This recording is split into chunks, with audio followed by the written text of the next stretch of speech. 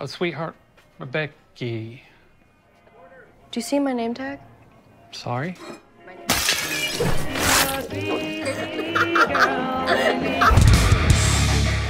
Halo kaum berbahan dimanapun kalian berada, balik lagi bersama saya Tanjung di Movie Room ID yang hari ini sudah merangkum alur film dari sequel kedua dari film yang berjudul Becky dengan judul yang hampir-hampir mirip yaitu The Wrath of Becky, di mana akan menceritakan seorang gadis yatim piatu yang sejak kecil sudah dicap edian karena punya hasrat membunuh yang luar biasa. Dan karena gak mau spoiler duluan, kita langsung aja ke alur ceritanya. Tapi sebelum itu saya berharap kalian mendukung dulu channel ini dengan cara subscribe dan like video ini agar saya terus bersemangat mengupload konten-konten terbaru. Dan inilah dia filmnya.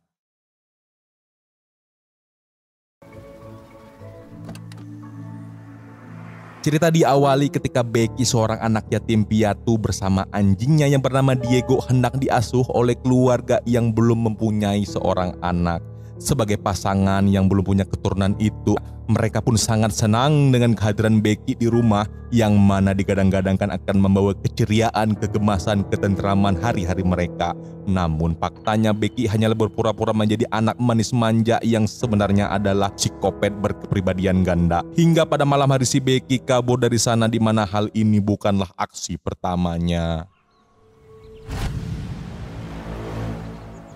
Kita akan dibawa sedikit flashback pada kisah Becky 2 tahun yang lalu, di mana terdapat kejadian yang sangat mengerikan, yang mana ayah Becky mati karena berusaha melindungi sebuah kunci misterius yang diincar oleh sekelompok organisasi bernama neo-Nazi, di mana kunci itu masih dibawa-bawa Becky hingga saat ini. Selang beberapa tahun Becky harus hidup sebatang kara dan menjadi liar, ditambah lagi nasib tragis ibunya sudah meninggal dunia karena sakit keras. I think I'm doing just fine. Saat usianya menginjak 16 tahun, ia sudah terbiasa melakukan aksi perampokan, penipuan, dan berhasil kabur dari 3 tempat panti asuhan. Kini si Becky tinggal menjalankan kesehariannya dengan latihan di tengah hutan untuk mengalahkan musuh yang diwanti-wanti datang merebut kunci rahasia milik keluarganya.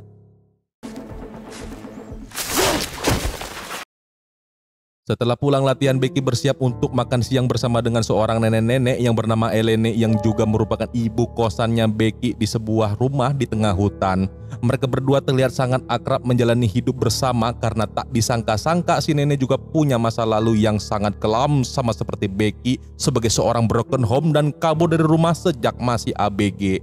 Lalu keesokan harinya Becky pergi bekerja pada sebuah warung kopi di mana ia sering digoda oleh pembeli yang juga sering memancing hasrat membunuhnya Becky.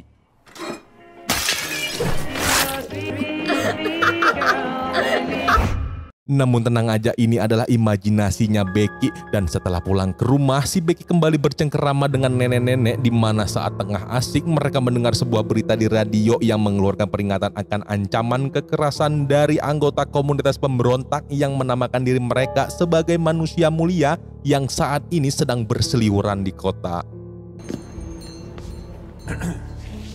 Did your mom actually name you that? Because Becky, I would love to fuck your mom. Besok saat sedang kerja di warkop, si Becky kedatangan pelanggan yang merupakan anggota orang mulia tadi bernama Sean, Anthony, dan DJ yang sedang berbincang tentang aksi demo mengatasnamakan kemanusiaan yang akan mereka lakukan beberapa hari lagi bersama dengan ketuanya yang bernama Daryl. Lalu Becky datang membawakan kopi pesanan mereka. You two shut the fuck up! Shut up! Get the fuck out of here! Setelah puas mengerjai Anthony, si Becky kembali ke rumah, namun ternyata si Anthony masih dendam karena sudah dipermalukan sebelumnya. Lantas mereka pun mengikuti Becky sampai ke rumah. Lalu saat malam hari ketika Becky sedang melihat kunci misterius peninggalan keluarganya, tiba-tiba ada bunyi gerasa gerusuk yang mana ternyata itu adalah Anthony dan antek-anteknya yang sudah tiba dan langsung menyekap Becky. You little cunt. Suara mereka pun terdengar oleh nenek Elena yang sudah datang membawa shotgun mengusir para bebengung ini. Akan tetapi Elena! Sayangnya sang nenek harus meninggal dunia, dan kejadian ini mengingatkan Becky akan peristiwa 2 tahun lalu yang mana ketika orang yang ia sayang harus mati dibunuh. Namun Anthony berhasil menjatuhkan Becky, membuatnya pingsan semalaman. Di keesokan harinya Becky pun terbangun dari pingsan melihat nenek Elena sudah meninggal dunia, namun Becky tidak menemukan Diego, anjingnya tercinta, sehingga ia pun marah dan bersumpah seperti John Wick akan mencari anjingnya terlebih dahulu lalu membunuh orang yang sudah mengusiknya. Becky pun menguburkan Elena dan melihat beberapa foto di kopernya Elena, dan Becky mengingat kembali percakapan 3 orang pemuda tadi ketika di warkop, yang mana mereka menyebutkan nama seseorang bernama Daryl, sehingga Becky dapat dengan mudah melacak mereka. Dengan persiapan yang tidak ala kadarnya, Becky bersiap untuk mencari anjingnya dan kemudian membunuh mereka bertiga.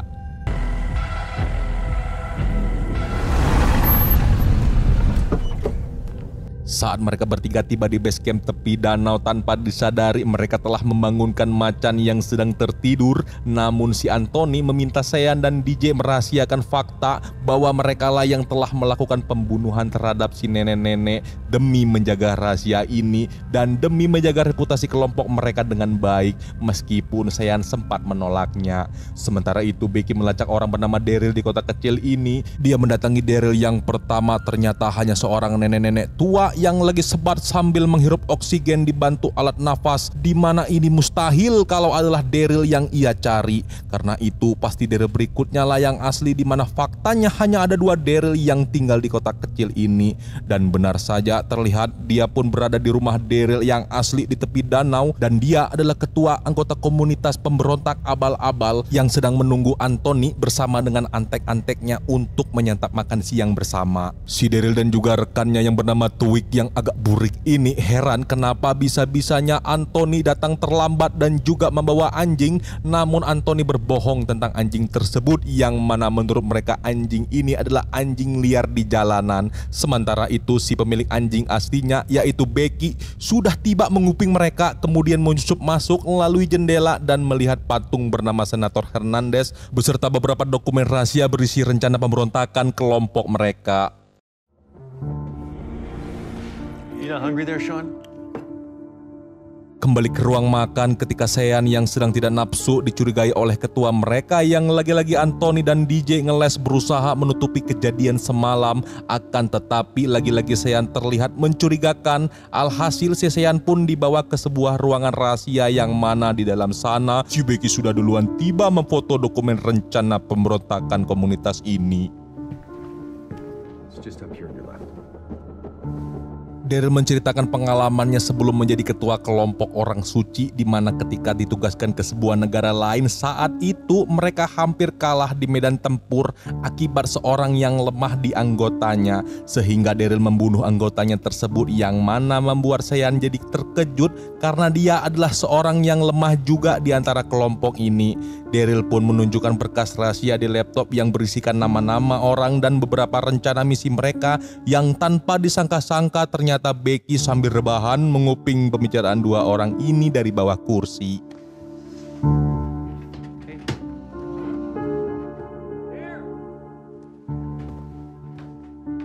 Diam-diam Becky membuka file yang ternyata berisi daftar nama anggota komunitas ini, dan ia mengambil flash disk. Lalu Becky pergi kembali ke gudang Daryl dan menemukan persenjataan lengkap beserta senjata api dan tetek bengeknya, sehingga jiwa haus membunuh Becky mulai berkecamuk. Sementara itu para anggota yang sedang berkumpul teralihkan oleh suara.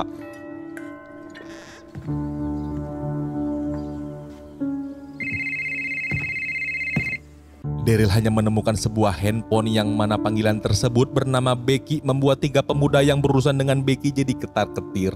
Melihat ada sesuatu yang tidak beres, Daryl menanyakan kepada 3 orang anggotanya ini tentang apa yang sebenarnya terjadi sebelum mereka tiba di markas dan siapakah sosok yang bernama Becky. Dengan perasaan gelisah, Sean hampir keceplosan mengatakan yang sebenarnya, namun Anthony dan DJ berusaha ngeles lagi dengan mengatakan kalau dia hanya mencuri anjingnya saja dari seorang anak kecil. Dan tiba-tiba Becky menelpon kembali mengatakan kalau dia adalah gadis kecil yang menakutkan sedang marah.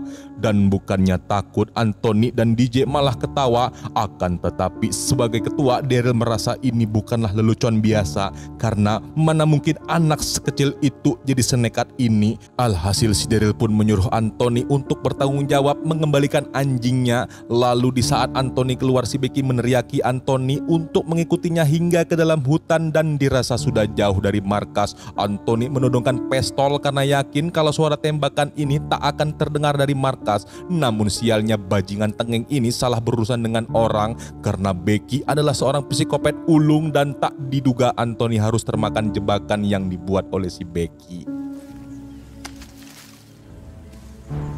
Sambil bernyanyi menghibur diri, tanpa disadari Becky kembali ke markas mereka dan mengetuk pintu, yang kemudian terlihat Anthony sudah terikat dengan granat di mulutnya. Dan karena penasaran, Daryl pun mencoba keluar memeriksa, akan tetapi... What the fuck?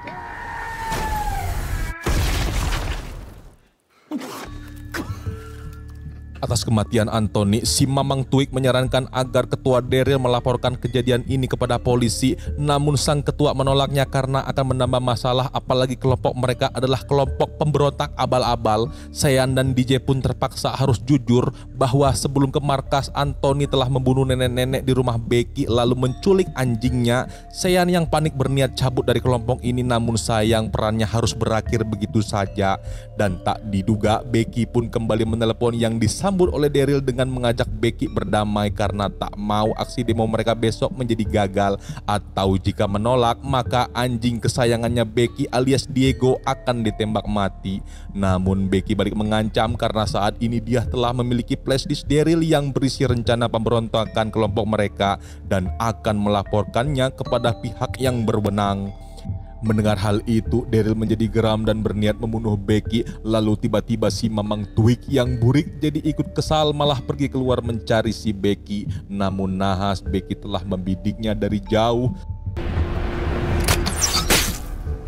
Sementara itu si DJ yang disuruh mengejar Becky malah pergi kabur begitu saja. Di sisi lain, si Becky yang dikejar Mamang ternyata belum puas, lantas menjebak Mamang Twig sampai ke sebuah gudang persenjataan dan menjebaknya sampai si Mamang siap dilindas oleh Becky. Namun itu hanya imajinasinya saja, dan ini bukanlah masalah karena Becky akan lebih puas jika mencincang si Mamang. Fucking kidding me!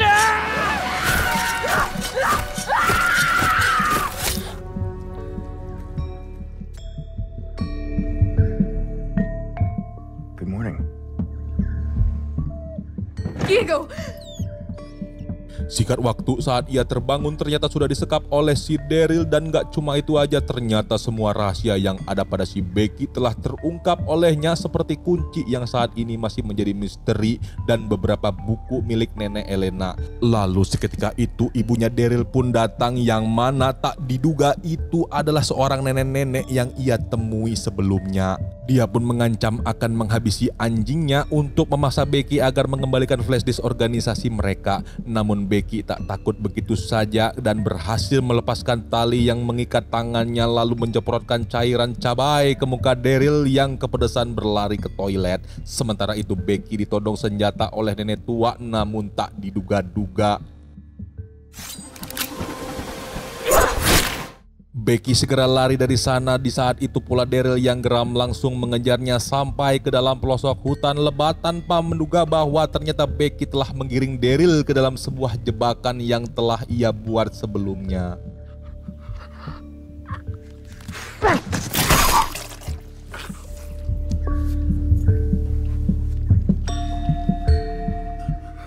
Setelah berhasil, Becky pun membawa kunci rahasia itu kemudian membebaskan anjingnya, namun tak disangka emaknya Daryl hidup lagi dan berkat pisau yang tertancap di kepala ia pun menjadi oleng.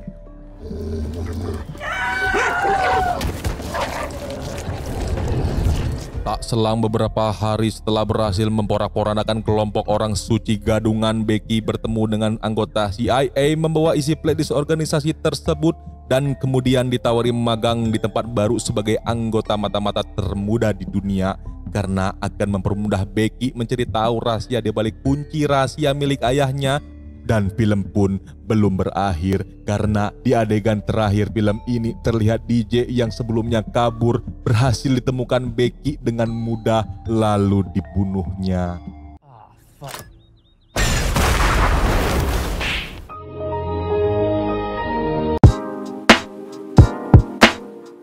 Oke, itu dia alur cerita film dari The Wrath of Becky. Kalau kalian suka silahkan like video ini dan bagikan kepada teman-teman. Jangan lupa subscribe karena subscribe itu gratis. Sampai jumpa di next video dan bye. Assalamualaikum warahmatullahi wabarakatuh.